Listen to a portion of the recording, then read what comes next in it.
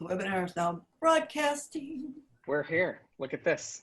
Da, da, da, da. If we look at the participants, yep, everybody's starting to dive in. Attendees showing up, lots and lots of them all of a sudden. Okay, fabulous. So we will get started in just about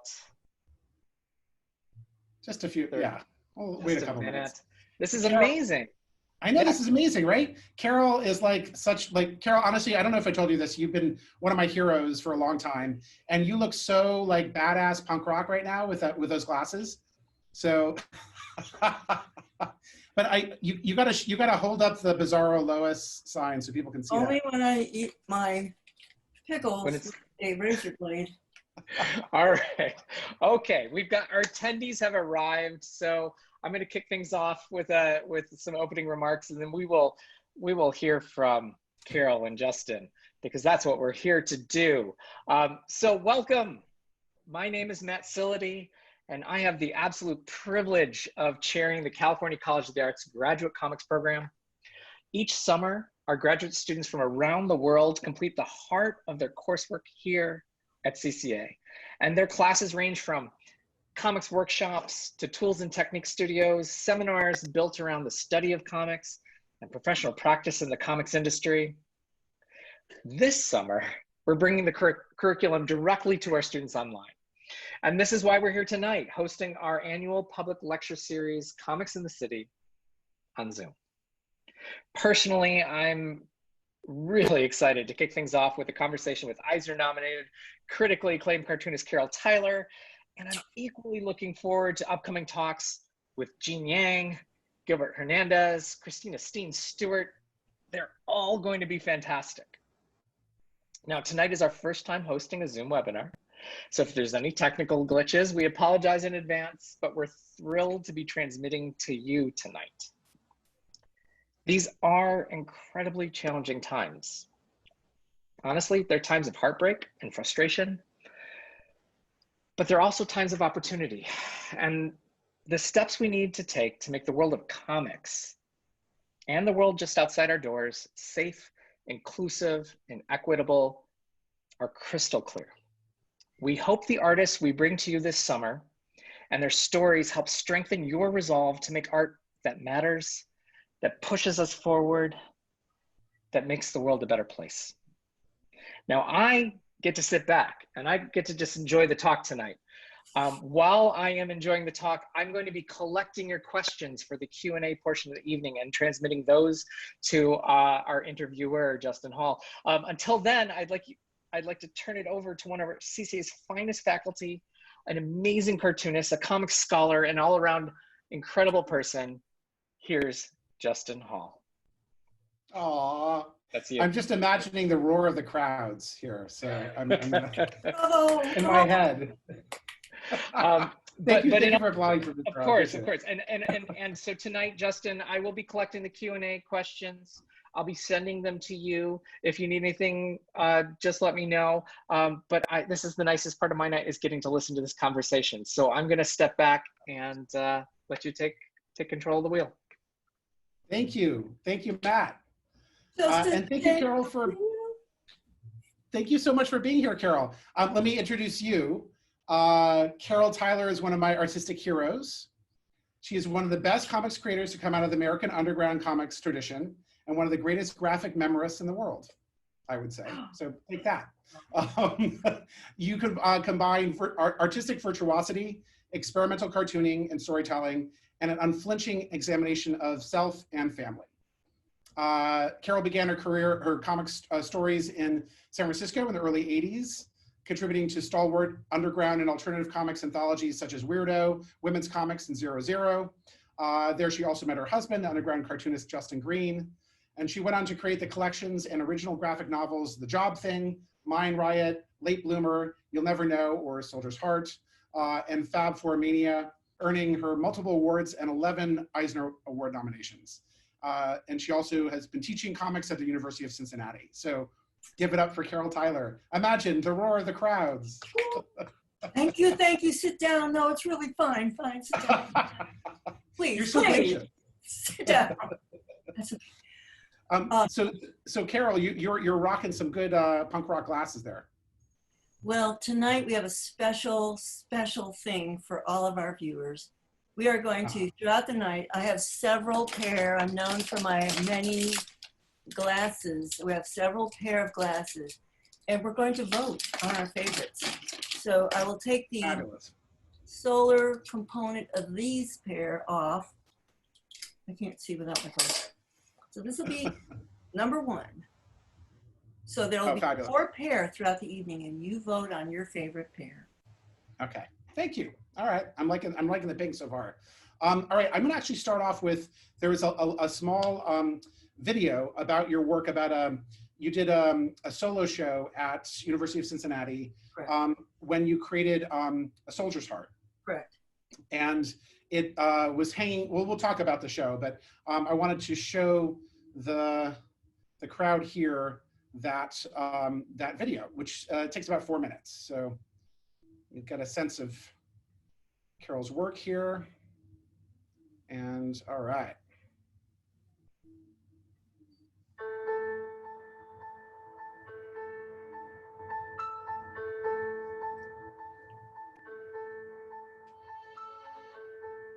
I feel this is one of the best exhibits that the Myers Gallery has really had. I've come here for years.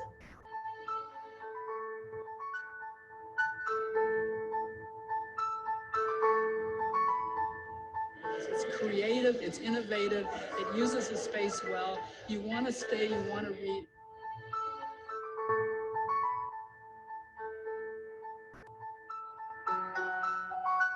Well, I think it's wonderful in a variety of ways, but mainly because I'm a book person, so it's really unusual to see an entire book laid out like this.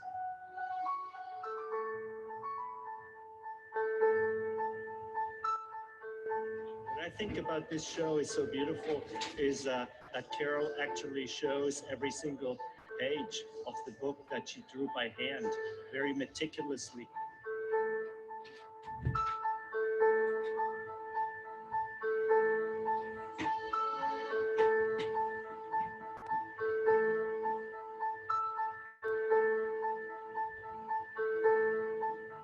I think the other thing that I really like about this exhibit is the second room. I love the way she's done them.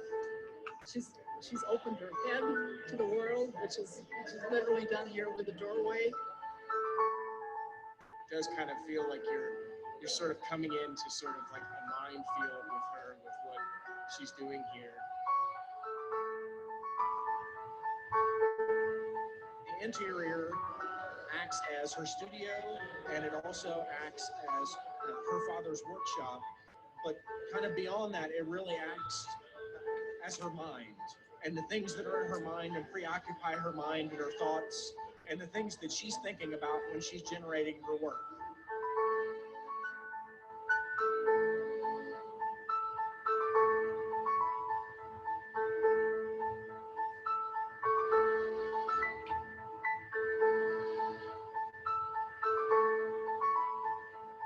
So amazing reading the story and sort of pathos that she's been through.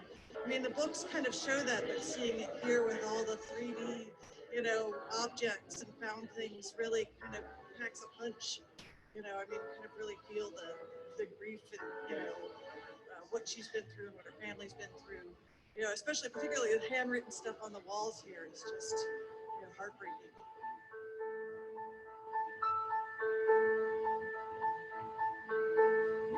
Another thing that I admire is that Carol worked out her personal experience with her family and her father's history by going through all of her life's experiences with him and documenting that and working it through in her own way, telling a story about her dad and her experience with her dad, painting it all, drawing it all, and reporting it all, and working it through. So to me, this is like poetry, it is literature, it is psychology, it is art, it is drawing. And for students, this is wonderful to see that an artist can have such a breadth information that with her own talent of being able to write and being able to draw, work that out. I feel like that joy that she had doing this book is expressed in this exhibit.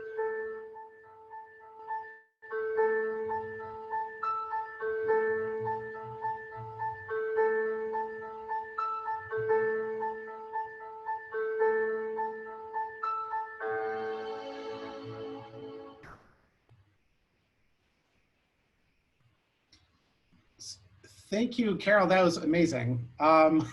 So when you're looking at that, there's all this stuff. I mean, it's at a fine art gallery, and your work is always, it seems like, treading a line between comics art and also a lot of fine art.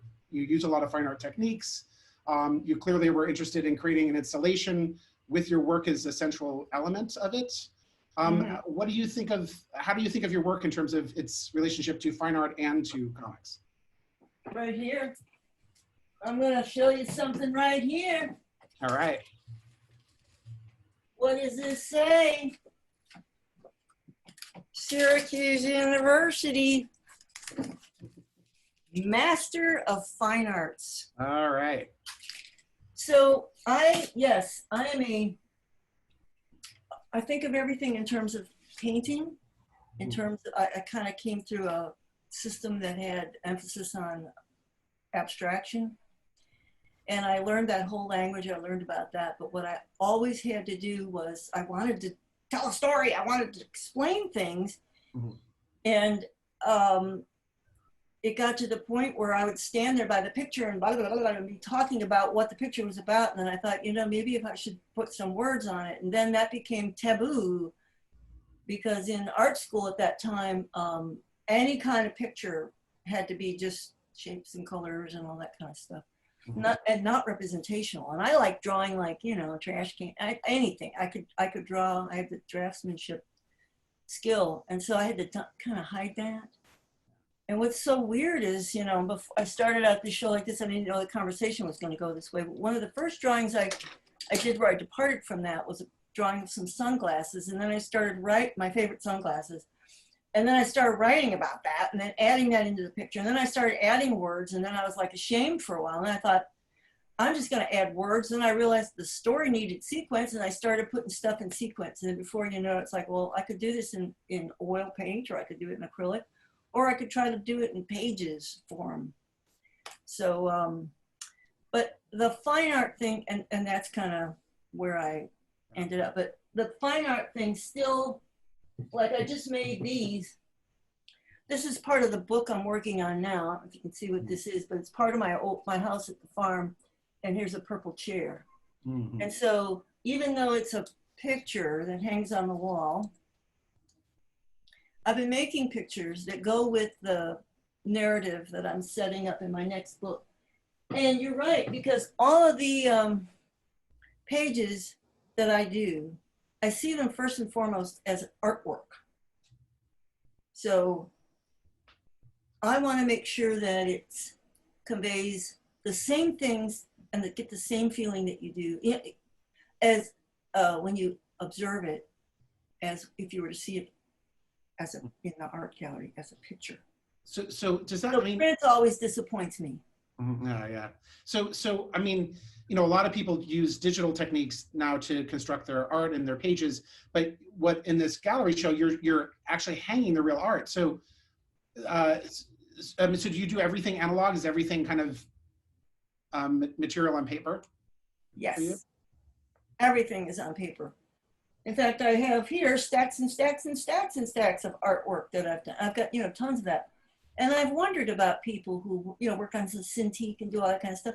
Yeah, I have no problem. People want to do that, that's fine. But I'm a fine artist first and foremost, and I have to have that mark and pick up that material. And it's only when I see the ink pooling on the paper and it makes a reflection that I know I'm in a place where I want to be. And I just don't. When I'm working on the screen, I'm staring at the pixels, I'm fiddling with, you know, it's a totally different experience. So what about? You have to have that physicality. what I mean with your lettering is like outrageously, like, I mean, you're an amazing letterer. So and a lot of people are now doing digital lettering. You're not a fan, I assume? I think the art thinking that you put into your lettering, the shape of it, the positioning of it, the way you move it along, it's like I think of my pictures as music, and I'm scoring music. So that the words have to have a feeling and a vibe that goes with that sense of moving the page. And yeah, the way it looks, I've worked for years. Some of my early lettering, I look at it and I think, oh my God, it's so big. And then sometimes it's too small, and I've experimented with using serifs. I mean, I'm consciously aware of all that stuff because of the way I build a page. I start by making the outside perimeter and figure out sort of where I want to have things. So I ink the panels first, and I do the lettering first. And so it's all set up and ready to go. And then I add the pictures, because even though I'm sitting here talking about being an artist, I'm still feeling every single time I sit down at the drawing table, every single time I can talk myself into sitting down at the drawing table, I always have that, I can't do this. I'm no good at this. How am I gonna do this? After all these years, you still have those demon voices in your head. I still have something that tells me that I'm not good enough and I really can't do this very well. Well, that's really depressing, because I always think that the imposter syndrome is going to go away at some point, but I guess not. No. I never feel confident that I know what I'm doing. And then when I actually kind of get in the zone, I'm starting and working on it, and it happens, it's like, I didn't do that. That's like the whole time I did Soldier's Heart, the 3 books that were You'll Never Know That became Soldier's Heart. The whole big, here, what the book, right here, Soldier's Heart. The whole time I did Soldier's Heart, I felt like I was being guided by a spirit. Do you have a sense of what that was? Well, you know, there's a story I did called the Hannah story. It talks about how I lost I didn't have a sister. I never knew her. She died before I was born, and I told that story. And my mom always said that she was kind of a spirit guide over our family. And there's times when I'm working and it's just like, I don't know how this could happen. I could not, in my conscious mind, or me, I can't think of stuff like this. How did this happen? It must have come from somewhere. So maybe it's Anne, I don't know. And since I've started the new project, and I lost just about everybody in the book, I lost my mom, my dad, my sister, my brother-in-law, even my editor, Kim Thompson. Everybody is gone. So now that I'm working on this book, I'm hearing I'm getting many guides, many impulses, you know. I have kind of an aggressive voice that comes through. I have somebody who says, don't do that. I have somebody else who says, just jump in, you know. So it's not even it's not even a voice. It's not even a thing. It's just I'm trying to be awake to the impulses that kind of send me to the page. Mm-hmm. Now, Soldier's Heart is about, I mean, your father was a veteran of World War II. And he served in World War II, yes. Yeah. So, I mean, a lot of this is about him and your relationship with him.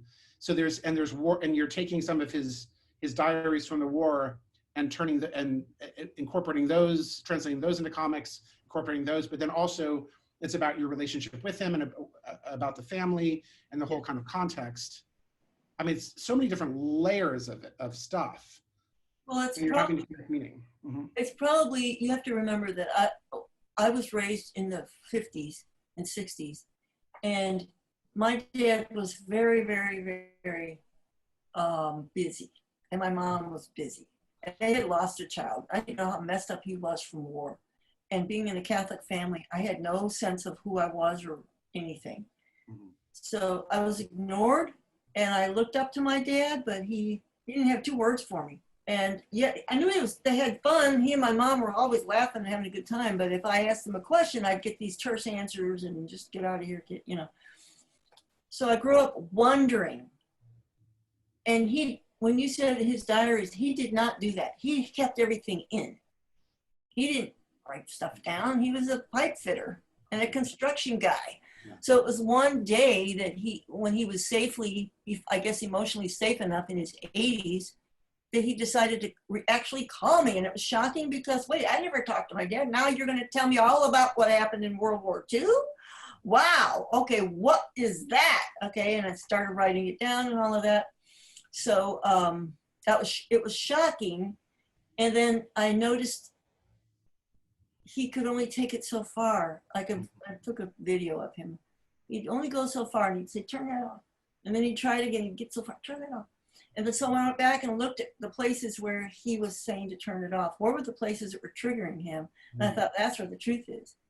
Yeah. So that's what I started researching and trying to figure out what the heck's going on. And I'd have to ask him questions. My dad and I had this type of conversation. Hey, Chuck, how you doing? What? How you doing, Chuck? What? How you doing? Oh, because imagine the TV on full blast with a cowboy playing. And he never admitted he was hard of hearing. So he had to shout all the time to try to get anything out of him. How do you get anything sensitive out of a guy like that? So I'd have to say, oh, where did you take a crap when you were overseas? How did that work? You know, those are the kind of questions I'd have to ask. Yeah. And then hopefully from the terse, I could get him to turn it down a little bit, and then we could get to like, where did you eat? And then from there, I figured out, I had him talking about, honestly, where did you eat? Mm-hmm. And he talked about sleeping and eating inside a truck. Mm-hmm. What do you call that? The cab of a truck with a piss on flap. And if they had to piss, they'd either go in a jar if they were on one of those missions where you had to be dark, you know. So I would give details, not because he remembered them, but because I'd start with like, mm-hmm. Where'd you take the crap? Hi, Matt. Okay, Matt is there. What? Glasses changed. Okay. Glasses changed. Gotta change your glasses. Okay, new pair. Okay, but I think you're describing a relationship with, there was a generation of people coming back from the war that were really closed down emotionally. I mean, they suffered tremendous PTSD, mm-hmm. and we didn't really have the words for that in a society yet. Shell shock is what they called it, and it was embarrassing. You did not admit you had it. Right. Or what you mentioned, a soldier's heart was actually a term for that, right? Coming out of that was soldier's heart was what they came up with. Well, they referred to it the Civil War, and that meant guys who had been so damaged by war that they had become like dysfunctional pretty much. But so the guys that came back from World War II, my dad said that they just said, hell, there's nothing wrong with you, get back in there. If you weren't bleeding, you had to get back in there. They needed guys up the front. You know, it was just. And then so what these guys did was they internalized it. I do believe that shaped our culture so much. It shaped everything about who we are as people. The whole baby boom generation probably had shut down dads, emotionally shut down dads. Yeah. And the wives, you know, took on the role of being the smooth overs and mm-hmm. intermediaries that didn't get to live to their full potential. But of course, they had their own traumas as well. I mean, you know, they had to stuff it and do their thing. And then with my generation, it was like, you know, we got freedom, we got the pill, we got to speak our minds because they had earned that for us. And we did not. We fought with our parents. We were against them because we didn't know them. They were closed. Mm-hmm. And it was when my parents got older, I had the gracious gift of them living into their 90s. And I also had the gracious gift of being able to live near enough them that I could care give. And it was through that I was able to get to some of these, you know, finally talk to my mom, and she wasn't being like horrible, or my dad would I could get some information. So when they became vulnerable and opened up and I was able to talk to them, mm-hmm. that was the gold mine. Now, I mean, there've been other books that have done that, graphic novels that have gone into the war experience and also into the relationships between children and, you know, veterans. So, you know, Mouse is the most obvious example, Spiegelman's Mouse, but, you know, you also have Jacques Tardy's, you know, It Was a War of the Trenches. You've got Shigeru Mizuno's work. Did you look to any of this stuff for inspiration about how to depict war and, you know, realistically or emotionally, authentically in comics? No. And the reason why is because I had to tell my story, and I had to do it in my own way, listening to my own voice with my own skill. Mm-hmm. So I don't want to emulate somebody else. Mm-hmm. That's the way they do it. Mm-hmm. So I had to invent so much of the process. At first, you know, I had come from like the alternatives, and somebody says, hey, you know, send some artwork, no editorial input whatsoever. Do whatever you want, do it whenever you want. There's no money in it. So I started doing this more serious stuff, still without input. And about a third of the way into Soldier Side, I thought, wait a minute, this is a big topic because we were going to war in Iraq and stuff like that. And I thought, man, these guys, they don't know, but they're going to come back fucked up. Many of them. And I'm right, aren't I? But the suicide rates, and I hate that. So I thought, I need to have something that people can read and turn to. You know, here's a guy who spent his life and dealing with it and trying to come to terms with it. This could be a tool. Mm-hmm. So I thought, well, I'll take this and send it to some, I've tried really hard to get an agent, and people wanted me to write the whole thing out as a script and type it up and all. It's like, huh, I don't work like that. I'm finding my way through. I'll start with what I knew, and I would probe a little deeper. I'd say, okay, then I want to do this. So it was like a living thing that I was shaping over time while taking care of them. Mm-hmm. And I would think I had closure on like an idea, and then my dad would say something. I was like, oh man, that adds so much. I have to add that, or I have to fold that in. Yeah. So I started this. The whole thing took 10 years. Most major projects are going to take that if you do it that way. And I had no helpers. Yeah. I had post-production help. My friend Ellen, or a student of mine, Ellen.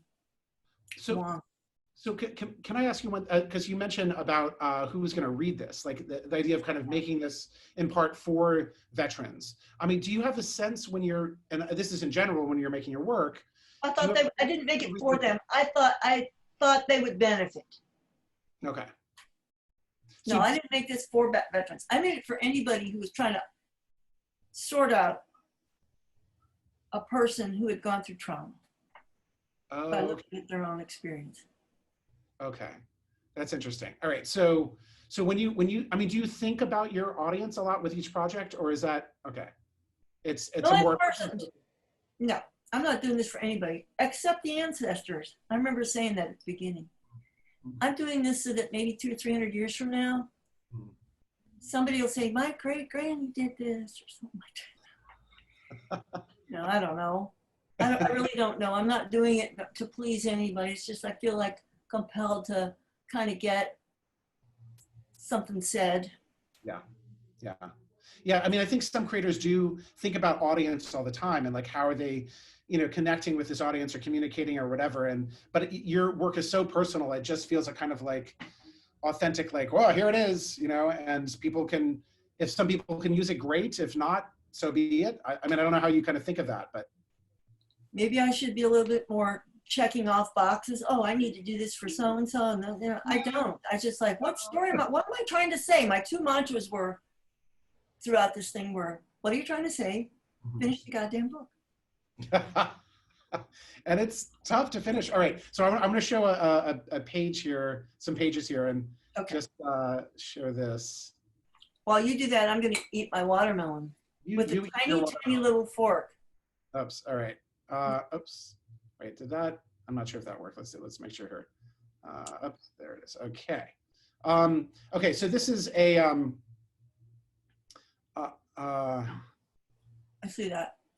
Do you see the images? Yeah. All right. Yeah. So so this is a series of pages from the end of the second volume, and I know it was presented, but it was published both as 3 volumes and also as one complete collection. Right. So this is you're basically confronting Hitler and just being like, you know, you helped create this trauma that we're still living through generations later. You're pulling your daughter off of a window ledge here as well, because your daughter tried to jump off out the window. And so, yeah, so you're dealing with that, and you're also, and so then this is the next page, and these are kind of big pages, you know, with just, and I gotta say, like, the experimental way, I mean, the way that you handle your craft here is just so remarkable. You're transforming into kind of a wolf-like creature. Hitler's turning into this blackbird sort of, and then you're grabbing and, like, you know, you stay away from my child. And it's really about this intergenerational trauma and all this. Like, how do you think about this, like constructing this? How did you think about this? So go back to, and I'll talk about it from a formal place and from another place. So I work grids. I don't know where I learned about that, but I like to have things orderly, and you can see there's like panel border, but you can see how, for example, on the left side, there's no border per se. The image just has been cropped, because it's also continues from the page before. So all through my pages, I build these little psychological, or these little tricks or something, I don't know what you want to call them, to give you the sense of, like, so it kind of goes, to me, it goes, shoo. You see how there's an edge here? Yeah. And there's nothing here, so it's like walking in a door and you're stopped. So this is like a way to keep the eye and keep the emotion, everything in that place. And then you'll see there's other baselines. Anything having to do with my kid in this book, I call it, she was in black and white, and there was a red border around her. Kid crisis, I called it, anything crisis. So she was black and white. All the action having to do with her trauma was black and white, and then I put a red border, you know, for crisis. And so you see her there in her red border, but then the background also has that same red. So it's like, ah! Right? Wow. And then of course, that turkey vulture, you see how the wings go off the top? Because of course it's coming in from air and landed. And it's landed, and it's got its face ready to go down there and start some shit. I'm waving it away, see the hands going like, get out. Oh, right. And then everything, I obsess over things like the placement of the balloon, the length of the tail thing. So to imagine if you, for example, was right in front of my face, it would have broken the visual plane. So it had to go you, which makes a circle to the bird saying jump. So there's a loop over there, but then it shoots this way and says, am I doing this backwards? And says, brings you to her, or brings you to him, and the stuff that he is saying. And so the whole thing is compositionally set up to get you to get in there and feel that, and not be distracted by any visual elements that might pull you away from that place.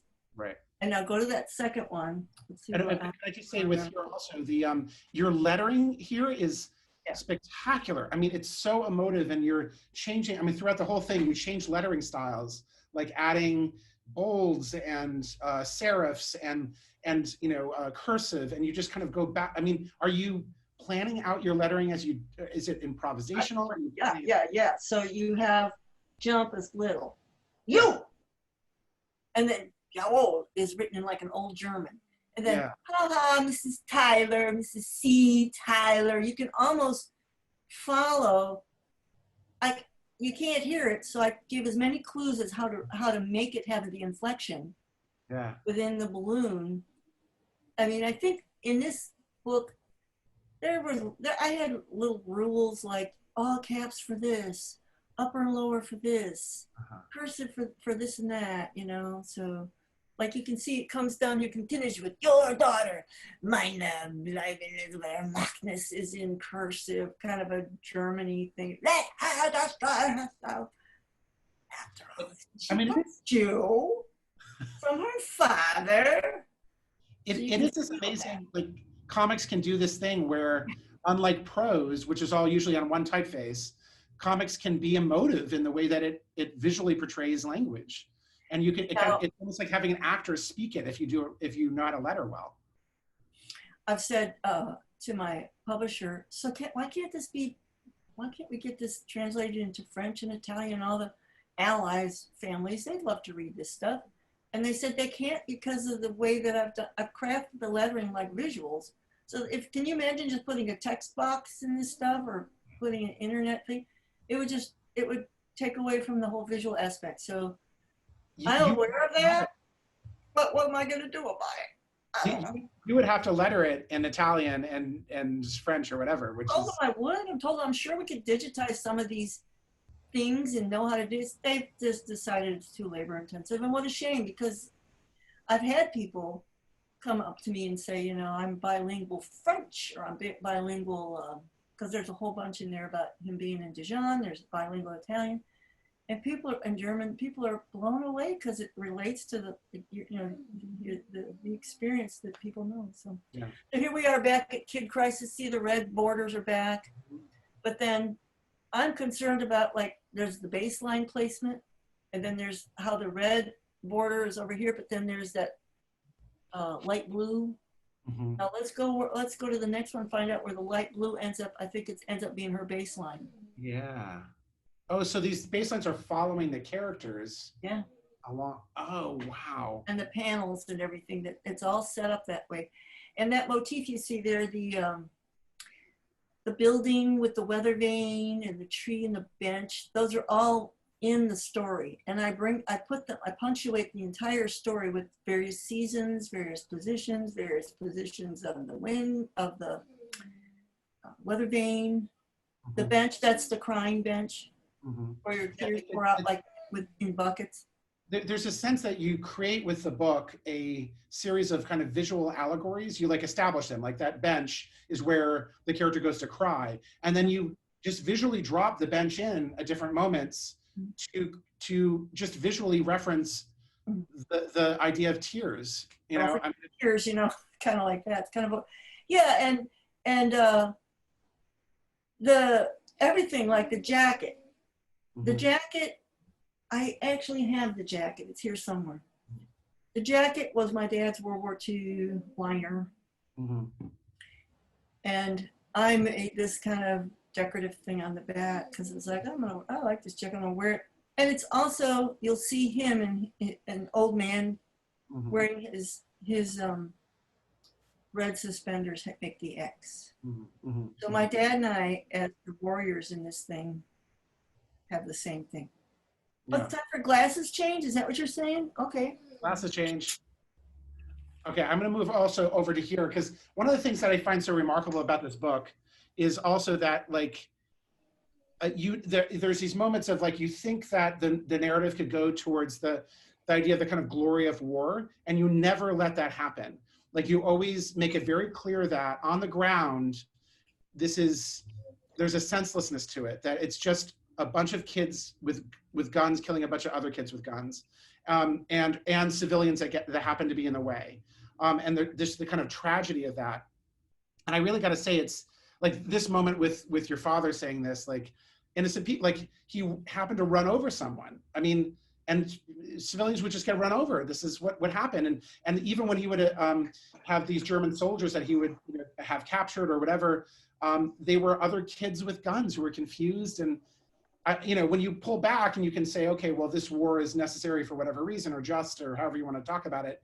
But on the ground, it's just kids with guns and death. Like this whole thing where you're at the monument to World War II veterans in DC, and it builds to this beautiful, like, images of the monument itself. And it seems like it's going to be a very, like, this idea of kind of war is glorious and victorious, and then you just flip it and you bring it, just all he remembers is corpses. So this is his vision. When we went to the memorial, this is what my dad was seeing. Yeah. He was seeing, he called it the Valley of Death. That's what they should call this place, because death was everywhere. So to him, all of these things, the stone and the water and the whole thing, it just boiled down to this place in his mind. Yeah. Are you hearing my dog making noises? I am. Is that your dog? That's an 18-year-old American pit bull. Oh. I thought there might be some crying child or something. I was crying for it. Junior, be quiet. All right, so I wanted to move on to, this is from an early piece from, I think it was from Women's Comics, right? Or it's in Job Thing. I think it was Twisted Sisters, actually, or it could have been in Weirdo. And I love, I mean, there's that the underground comics at their best, I think, did more than just provide shock value. They also illuminated, oh, there it is, yeah. And how many people were making honest depictions of motherhood, of the traumas of motherhood at that point? It seems. Well, this is amazing because this is me. I just tell it like it is, yeah. And I've never been one time I lied. I was supposed to come home from school and go right home, but I went to Bill Walsh's house. I guess I was a sophomore in high school, and we stopped there and listened to records. And his little dog started barking. I had to call in and say, "I'm home, Mom," because she was at work. And she said, "Who's that little dog barking?" And I said, "Oh, a dog got in the house." He said, "What dog? What do you mean there's a dog in the house? How'd you get a dog in the house?" So she flew home from work and literally grabbed me by the hair of the head and said, "Don't you ever lie, ever again." And she slapped me through the house, grabbing me by the hair. And I started to learn the truth I started to learn, wait a minute, truth can be okay to do that. Why do I have to lie? Why am I afraid to tell my mom? I stopped the door because she would have kicked my ass. She kicked my ass for lying. It just started to really make me realize that to just be aware of truth and to be in truth was the thing. Well, that's kind of your career. I mean, you're really like courageous. Junior here. I'm gonna go like this, and I'm gonna drag his little butt in here. Junior, hey, why are you whining? Come on in here. Everybody wants to see you. Come on, Junior. Okay, brief intermission while we get Junior. He's a 147-year-old pit bull. Oh. Right. Can you see him? Almost. Oh, there he is. Oh, cutie. He doesn't have the glasses though. No, he doesn't. Anyway, okay. So yeah, I'm always telling the truth. Yeah. I'm always figure that it's stranger than truth or whatever. Okay, so what about? I mean, because this is always a question with memoirists, right? Like, how are you a reliable narrator? Yeah. Terrell Tyler, are you you're a reliable narrator? You're not gonna get bullshit out of me. I mean, come on. Everybody has to. You have to when you're working with a story. You have to.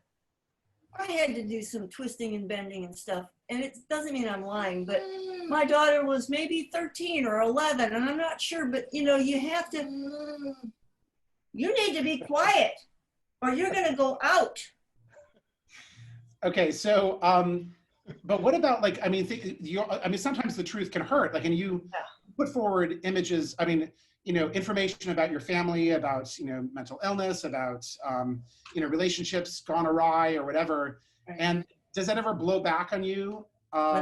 People don't like it when you show them in a favorable light. And so that's my responsibility as an artist to make sure what acts am I trying to grind and how hurt is somebody going to be? And so it's like, well, wait a minute, am I in it because I want to grind an axe? Or am I in this because I want to tell a story, and how can I tell it with the greatest humanity towards the situation and the people I'm working with? So, right. For example, in Soldier's Heart, there's a part where my husband, talk about how he cheated and all that stuff. It's like, so am I in it to like make him look like a shithead? No, because how does that make me look? Because, I'm just, my husband, this one cheated or this one, blah, blah, blah. Then I'm yapping. I'm not trying to find out why that happened or what was the things within that brought me to a place or brought him to a place where he felt like he was choking and had to get out. And what was it about me that felt like, where was I at the time that I lost track of who we were and everything, and who am I along the way? So, and that is maybe what then relates to the reader. Like the reader wants to know, or can get something from it at that point, right? I mean, it's not interesting to a reader just to know that Carol Tyler, who they don't know personally, you know, had this experience or that experience, but rather like, why did Carol Tyler have this? Like, and how did she deal with it? And how I also feel compelled to model for people. Model for people? No, I'm not, it's not that. Maybe for my kid, that I realized when I was falling on the floor and I was not doing well, that this was not good for her to see. mm-hmm. And I had to pull myself together. And there's times when people, okay, with motherhood here, this is the way it is. Mm-hmm. Nothing I'd seen beforehand prepared me for that. When I had my kid, I didn't bond with her at first. Mm-hmm. I had that problem. I had a really long, difficult labor. I had that thing, like there was a picture right after I had her, there's a picture on the wall of like a mother and child, soft focus. And I just wanted to grab a brick and bust the glass because that wasn't how I felt. I thought that was a lie. Yeah. And then when I came home, my mom was like, oh, honey, cover up. Because I was, letting it all hang out because I was hurting down there. I had a 26-hour labor and she had been down there for like a month. It was awful. It was an awful experience. And then trying to nurse and it hurt. It's like, what the fuck? This is terrible. And so when I went ahead and did this, I thought, Ron Turner thought he'd put it on a t-shirt. So I had all these t-shirts. They're t-shirts? I think Aileen published it. And I had all these t-shirts, and there was a shop in Sacramento that sold like penis, salt and pepper shakers, and, fuck you socks. And so I brought these shirts in. And the lady said, I don't think this is motherhood. I don't think you're depicting it. This is not. I'm thinking, wait a minute, there's some penis, salt, and pepper shakers and fuck you socks, and yet this is inappropriate for your store? Because it's too real. Because the people don't want to, they didn't want. So I was selling them out the back of my car to bag boys at Lucky's. It was great. Because penis, salt, and pepper shakers are still romanticized versions of the penis. Right? Everything was so cutesy, and here's this. Yeah, that's not cute. Well, what do you mean? Come on, it's teenage birth control. It's actually kind of difficult to look at. No offense. You want to have a baby and you're thinking, if you look at this, it'll decide it for you. Yeah, right, exactly. But I also have this image to show that you are capable of extreme beauty in your artwork as well. Yeah. This was all right. We couldn't do color back in the day. Come here, Junior. Come by me. Come over here so I can talk. Come on over here so I can talk. I can't listen to you go on and on. Come on, Junior. Come right over here. Come here, baby. Junior's 18 and he had such a hard time. There you go. So I was at the point, if this was in the mid-90s, where you could now do full color because they had these things called drum scanners. Whereas before you had to get like a photo negative made of the art, just straight black and white, and you couldn't do color. It was too cost prohibitive. So now it suddenly was, you could do color, and it was like, wow, I get to do my painting decisions with color again. And so this, if you'll notice, has colored lines. This is before soldier's art. So this has colored panel borders. And I did this little thing that looks like it's part of a writing paper with the blue underlines. And when did I make this? I think this was 1996 or 7 or something like that.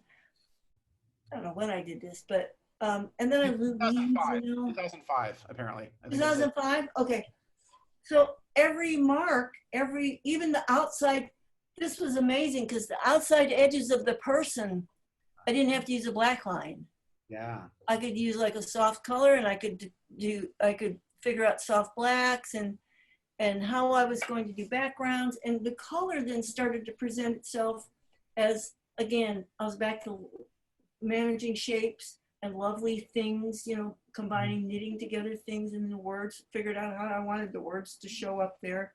and you see there'll be like cursive, like you write on the paper, but then there was up, straight up all caps for what the people were saying, but it's not a dark black, it's not a rich black. I used a soft black and so on. Oh. So, yeah. Yeah, it's modulating all that. And then like within the, inside of those leaves, yeah. there's all these different like drawings done in greens. I mean, that's. Well, it says it's oak leaves, and oaks, you know, oaks are lasting. So it says, it has like 1960, and it has the picture of the Beatles, and it has like various times in my life with dates. Mm-hmm. And, you know, some years are just those years, you know. So this one I was talking about was 1996. Let's look at that year. Mm-hmm, mm-hmm, and so I set up a little scene here where this is the home scene, the kids up in the tree, and all throughout Late Bloomer, which is a collection of work from that I had in Weirdo and other magazines. It really runs the trajectory of my daughter's life from the Anatomy of a New Mom that you saw there, the baby, through, and now here she is like around, what, 8 or 9 years old. So as the book goes along, she grows up. So this is at that, her like wonder years, whatever they call it. This is her school age years. And like that one where it says, I felt that things existed for me around the edges, like the creosote bush that you find in the desert. It's such a wonderful visual image for that. I love that. It's incredible that you're even doing your lettering in like in color. I mean, you're thinking completely in color. But I know that now your more recent book, the book you're working on now is back to black and white, right? There it is. See it back there. This is the cover? What? Is this going to be the cover of the new book? No. Okay. You see how that poor person of me has needles? Those are thorns coming out of the eyes. It's quite an abrupt shift over. Yeah. But this is one of the first pieces of art I was able to make after Soldier's Heart, or after I did Soldier's Heart, then I knocked out Fab Four Mania because I had it. It was all written down, you know, it's my journal from when I was a kid. That was a diary. But this is the first, like, how do you feel about losing everybody? Right. And so my rule of thumb is, if you don't know where you're at and you want to get started, start with what you know, which is a self-portrait. Everybody knows their face, right? Yeah. So what is that face up to? My face is sad. And these symbols and all these things around here are from the motifs and the things that are in the book. Yeah. That I just can't explain right now. But so this is an image, but this is some of the page art, meaning that I decided that the color decisions, all of that color, all that thinking and all that, I wanted to move that out of the way. And just get down to go back to the bones of comics. Yeah. Because I was going to be talking about the bones of mourning. Yeah, what are you trying to say, Tyler? You know, what are you trying to say? And this is at the moment when I encountered this object that was actually in my family. It's my great-grandmother's mourning bonnet. She took care of the wounded during the Civil War in their little town. They called her the doctor, and she would take care of people with herbs and bandages and everything else. And so this is the place where I come through this area. I'm not going to describe it, but it's like the bonnet is there for me to walk into to work out my sadness. That's an amazing visual image, and I love that it comes out of a historical and actual kind of ritualized mourning garments. I mean, that's just incredible. Right. And it's also, I do find it fascinating. You're going back to your original roots in black and white, and you're still so incredibly textural and evocative, both with color and black and white. So it's. Yeah, I wanted to see if I could. Yep. Can I? Do I have to use color as a crutch, or can I get to some shapes, images, and moods just with a pen or a brush? So this is like this is a moment where at the beginning of the book, where I realized that I've been gardening and growing flowers for people for years, decades, and they're all gone. I have nobody to take my bouquets to. So I end up at home. Here's my house. And I did kind of a cutaway view of the house. Mm-hmm. And there's Justin down there working in his studio. And then I thought, how do I do this? How do I show the house? I don't want to draw every piece of clapboard. I just like to draw curves, and I want to draw what I know. This curve that you see by I'm pointing to the screen. The curve that you see by the house, it goes like that. Yeah. That's the edge of the bonnet. Oh, that's the bonnet. Wow. So it's just the ghostly sense of grief kind of behind the house. It just constantly, like you said, I create these motifs and I set it up, and so then you find yourself, when you get there, familiar, because all along it's been hinted at. Oh my gosh. All right. I just don't think most cartoonists think that way in terms of like setting up their own visual vocabulary for emotional states and thematic concepts, and then just kind of using those over and over again in this sort That's why it takes me so long. Okay, so I actually have a question for you, kind of relating to that. Right. From the audience here. What's your? This is from Talia. What's your workflow for making a page? How long does it take you to figure out a good rhythm for working and a workflow? Each page takes anywhere from 20 to 40 hours. Putting it out there. So what happens is, especially with the Soldier's Heart, I kept thinking too, if I do black and white, maybe it'll take less time. It does shave off a little time. And this is a wash with a dark pencil stuff. This is like really sad, really sitting with your sadness and a bunch of crap that doesn't even belong to me. It's my parents' stuff, it's my sister's stuff, it's everybody's stuff. So I don't do thumbnails. Really? I just go, really? how am I gonna get this going? And then I get this music thing, and then I start thinking about how I want to flow this and what can I. It's all organic because it's like, oh, I'm making it up as I go along. Yes, I am, but I also know I know who the players are, and I know how to pull it. I know what they can do for me, and what that's gonna, when I need to pull that out and when I'm gonna do that. So like in this is one of the first things I ever did, trying to figure out, how am I gonna do this? So if you go back one slide, this is this kind of cleaner look. I've been like trying to figure out, this is all done on the Strathmore paper with just ink. So that's like this big, that's like, I don't know what the size. If you take a piece of Strathmore 23 by 29, you quarter it. Okay, this is a half sheet. Although I did it in 2 pages. I got all my pages, which are 14. This is the standard. I've been doing this since everything is the same size that I've been doing my whole life. Because that shrinks down to 8.5 by 11. All this book will not be. So, so the question I had to do with getting down to doing the pages. And I carry a lot of stuff in my head, and people think I'm out there doing yard work or I'm cooking food. I'm not. I'm composing images and stuff in my head. If I'm going to tear a wall out at the farm, it usually leads to me thinking about, I tear this wall out, but you know what? I see that chair that belonged to the lady from the story. I can see that. I saw it in the old plaster.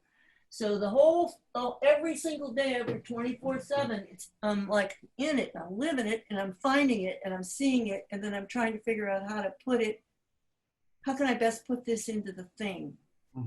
So when it comes to physically sitting down and drawing it, like, somewhere here I can't even look, but there's in my stuff somewhere. I take a scan of it while it's in pencil form, just because I want to see. Because I love the pencil. I work a lot of time on the pencil. It's like, I keep trying to make a bargain. Maybe I don't have to ink this after all. Maybe I can just have it be in pencil. And it never works out, because once it's inked, it's like, oh, I like that. So this is more polished than, go to the next one, and you'll see that is done. on, I found a whole ream of obsolete paper that they don't even make anymore at an art supply store that was going out of business. And I bought all the reams they had. I had like 3 reams of this stuff that was made up in Massachusetts. It's just about some kind of a paper. And I just love the tooth on it. I love the way, the action on the pencil. So it was like, I got seduced into thinking, oh, just do this pencil. I'll just do this whole book. So it's like, no. You're gonna run the bones of this book with the Strathmore ink. And then if you have sections that feel differently, yes, go to this other paper. So, okay, so, but you said you don't even have a script. So you're just kind of like. I do have a script. I have a general idea. Okay. So you construct that first, and then you're going in, but you don't do thumbnails. So then you're just kind of going page by page, but you already have a kind of idea of how the pages are going to fit together. So like I know for this next book I have, this first chunk has to be about how it feels, how miserable this feels. The second chunk is about this and such. And then the third chunk goes here. So what are then like, how do I break this? How much do I want to talk about this? How much time do I want to spend, or how many pages will it take to express this? And so it's almost like I'm doing a series of little 1-pagers, 2-pagers, 10-pagers to figure out exactly. And I do write down, here's what I need to say. I want to go over this topic. I want to figure out this topic. I need to figure out how to say this. Right. So when I come up with images like you see back here, the sad girl or that, those are like things that I can't get to through language or charts or anything, but they help me to figure out maybe like anchor places. It's like, this is where you want to go. Right. This is how it needs to feel. Okay. That makes, yeah, okay. That scares me as a process, but I get it. And I also I'll take a piece of paper and I'll say, all right, now grid 6 it. All right. I'll say, if it's going to be a grid page, right, this has to happen, then this is going to happen. Like, go back to that bonnet. Can you take the slides back to approaching the bonnet? Yeah. This comes from after this big, long explanation about this thing I'm not going to tell people about because I'm not going to lose you here. But when you walk into the bonnet, that's the moment where she sees it and approaches it and then has a thought about it. And then from there, it will expound and go from there. So that. And Okay. if you see, it has no panel around the top. Right. Because it comes from a whole bunch of pages that have no panel. Right. Because I'm trying to describe a place and a thing. And so then once it becomes a panel, it starts setting us into, now we're going to start talking about what this is. All right, I have another question here. So first, a comment. Linda says, I still have my Anatomy of a New Mom t-shirt. I guess so you did, you did sell it to someone. It's absolutely on target for a new mom. I plan to wear it forever. Tell Carol I like the pink glasses. Okay. We have one. Okay, time for a glasses change. Yeah, time for glasses. All right. In the meantime, this is from Sarah. Do you have any creative rituals that you have to go through before you sit down and start drawing something? Huh? It kind of sounds like your entire life is a creative ritual. I mean, not to, but yeah, because it's just like well, I have to have order in the studio, and I kind of have to have my sense of order. There's things like, my whole life is doing this, whatever it is. And in between there, I have to take the dogs out. I have to do this. I have to do, live life like we all do. Yeah. And so there's times when, during the writing phase, where I'm trying to come up with the ideas and I'm living with that stuff. That's just a phase to be in. And that's like, I can't watch television. I can't, because I'm just lightning in a bottle. You have to just try to figure that out. I don't know how long that's going to take. And there comes a time when I got it. I want to have this. It comes across to me. I'm going to have this. I'm going to have that. Well, I can turn on my British costume dramas on PBS and watch those programs while I ink, because the work is done. Yeah, that's a good point. Yeah, it's not. I mean, it's nice to have something kind of going. You could have music or whatever, but it's depending on. It's weird. I cannot listen to music. Oh, interesting. All right. Because music for me is like such a thing. It has a body, you know, it's like a living, breathing thing, and I want to get up and dance around and be in the music. And I can never draw with the music, but I can draw if I listen to a crappy show. All right, here's another question. Just the idea of kind of a career as a cartoonist, and what does that mean? I mean, when you started coming up in the underground comics movement, there were a lot more anthologies, for example, and available for new cartoonists. How did that kind of work for you? And do you think that there are places for young cartoonists now?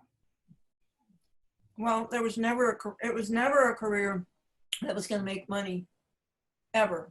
I don't know if I know people make a living at it now. It's like, it's kind of funny. Mm-hmm. One of the things I found out, I obviously don't do it for the money. I had to do Soldier's Heart here on food stamps. So I'll tell you this though, you do it because you got to do it. You want it. This is my way to express myself. This is a form. I want to talk. The price I have to pay is I don't have new clothes. I don't, I live in a modest home. I don't get to, it's not, I don't need a fabulous vacation or backyard pool. Because this is what I prefer and I want to do. Yeah. So I don't set myself up for failure. Although my mom used to say, you'll make it someday, honey. I mean, I had books published and I was traveling all over the world, and in her mind, because I didn't roll in the cash, it's not about the money. And so you have to make the compromise. I learned that from art school. You got to have a great part-time job that won't suck your creativity, right?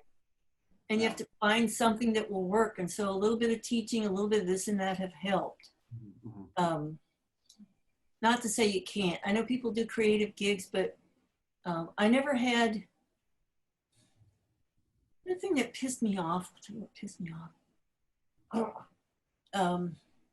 Just recently I found out I was getting paid $35 a page early back in the day. Granted, I was just starting out.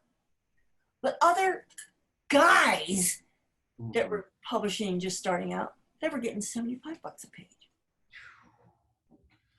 Shit like that was hounding me. Yeah. There'd be lists like, oh, here's our lineup of people.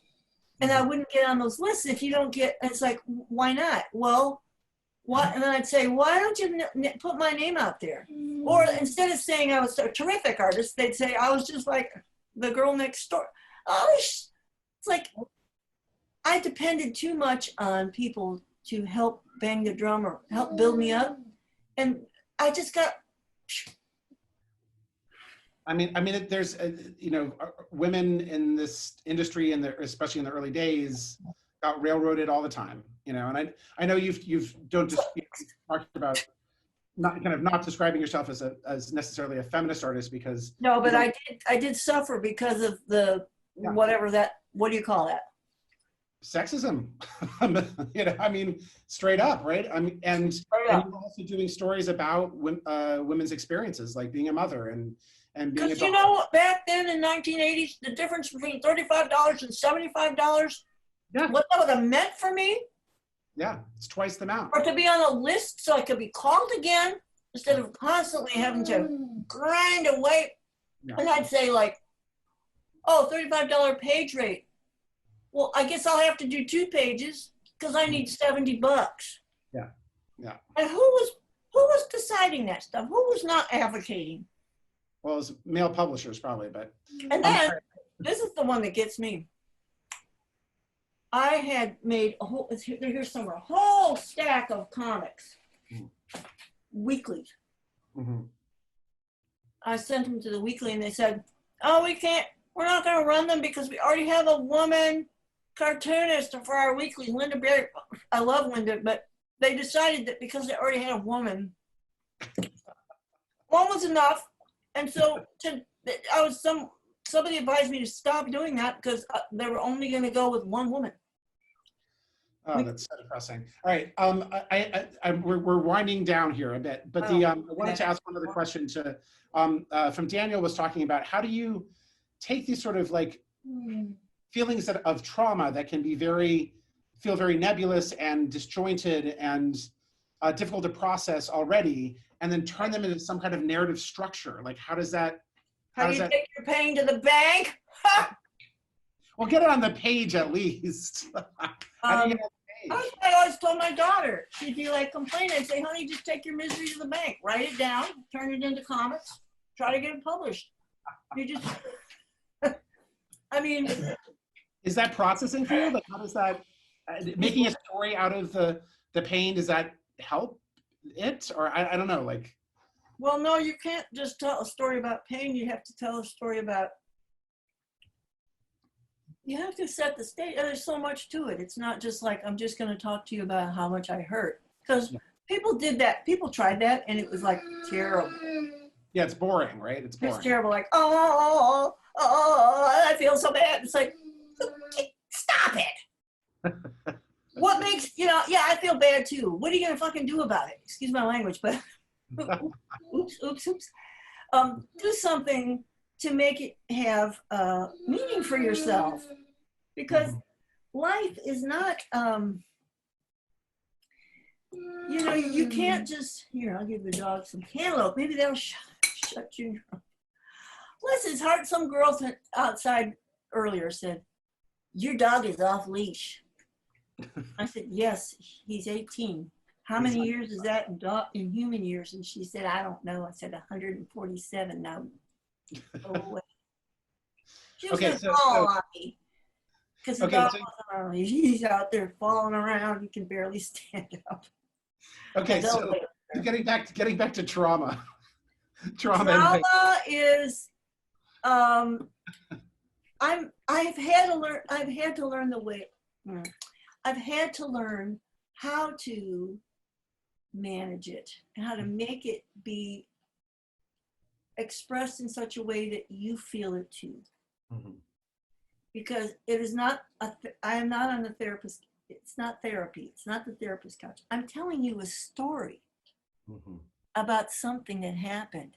And please trust that this is what I asked to read. Please trust that it's going to be worth your time to read this. Yeah. And you're going to say, well, I don't want to be made to cry or feel bad. It's like, no. But what you do want to know is have insight into your own pain. And so here's how it happened for me. And maybe reading this will help you. Thank you. I think we got to drop the mic there. That's fantastic. Carol Tyler, you are like a gem and a treasure for the world. So thank you for making all the work you do. Keep on making it. We need to get more of it. So I can't wait to see the next. That was wonderful. That's what we needed to hear today. All of that. Oh, that's great. Oh wait, I have to plug the ink farm. Oh yeah. Okay. Plug the next thing. Do it. Well, you can help my situation on Patreon, but that's not why I'm here. My dad passed away. Yeah. He was a disabled, by then 100% disabled vet and all that stuff. And after we divvied up everything with my siblings, I had a little chunk of money. And I live in Cincinnati where I live. The Cincinnati Zoo is right back there. And those guys said, well, we want to buy your house because we have to expand the endangered species building. And I said, I'm for that. But that means I got to leave. And so they said, oh, it's going to be years from now. And I thought, it's going to be around the corner. And how can I live here knowing that they're going to take my house down? So just at that time, I had that money. And I drove around, and I was carrying the weight of the sadness of losing 8 people in 3 years. And I went to, I thought, I'm just gonna go past the bubble. You know how every town has like a line around it of a highway, and I wanted to go past that for about an hour or something. And I found a place that when I got out, stepped out of the car, I went, It's, you know what? This is bigger than my sadness. And I can work here. I felt like I could do what I needed, my next step, I could do it there. And that the place was, needed repairs, and I'm good. I had all my dad's tools now, and I know how to drive. I can do all that stuff. So I thought, I need this. It'll help me, take me out of my sadness. And then it's been so transformative and has informed this new work, helped me create the imagery and stuff. And then I thought, other people need to experience this sense of a place. Then I thought of John Stanley's Nancy and Sluggo summer camp, Camp Farm for Mama. And I thought, okay, Ink Farm, cartoonists can come here in the summer. They can bring their stuff, or they can just sit here. They can weep, they can laugh, they can chase the cows or listen to the coyotes at night or the birds in the morning. So the Ink Farm is in progress for all of us. Thank you. That's amazing. We'll Carol, and to all the viewers tonight, we're going to be, this has been recorded, so folks will have a chance to watch this later. There's just a final question here. Will this talk be available later? Yes, it will. I want to say thank you to all of the folks who submitted questions, to Justin for the interview, and most of all, Carol for being our first guest this summer as part of this lecture series. Picking it up. Yeah, no, it's amazing. And our next one is going to be on July 11th. That'll be with Jean Yang. Soldier's Heart. Go to Amazon and get that right. Not Amazon, bookshop.org. Fab4Mania, or go directly to Fantagraphics website. Beatles. And of course, good old Late Bloomer. Remember, it's not for children. Stunning book. It's not for children. Not for children. Okay, with that, we're going to sign off from CCA tonight. We'll see our students on Monday as we continue our summer session, and we'll see you all, the rest of you, on July 10th. Wait, it says 6 Q&As down here at the bottom. What is that? Yeah, okay, well, we've got some questions, but instead of questions, people are giving you praise, and someone just dropped your Patreon here. They said go to patreon.com/Carol Tyler. Yeah, that's what we'll end it on. That plug. All Thank that you, Jarrett. goes to the Ink Farm. A lot of mowing needed. Good. Perfect. We got you guys so much. Thank you for inviting me. Thank you, Carol. I feel like I foisted myself on you somewhere at one of those conventions, but this has been so terrific. I've been like farm girl. I had to come back into town to get my cartoonist brain back on, and I'm so glad, because a talk like this helps me to reorient towards that which matters most, and that's getting on the page. Getting on the page. Absolutely. Excellent. Love you both. Love you. All right. Bye, Carol. We'll see you soon. Bye, Carol. All right. Bye-bye. I'm going to hang up. All right. Is it done? We're done? I think it is. All right. Let me turn this off officially. Okay. Bye-bye. Bye. Bye-bye. Okay. Leave me.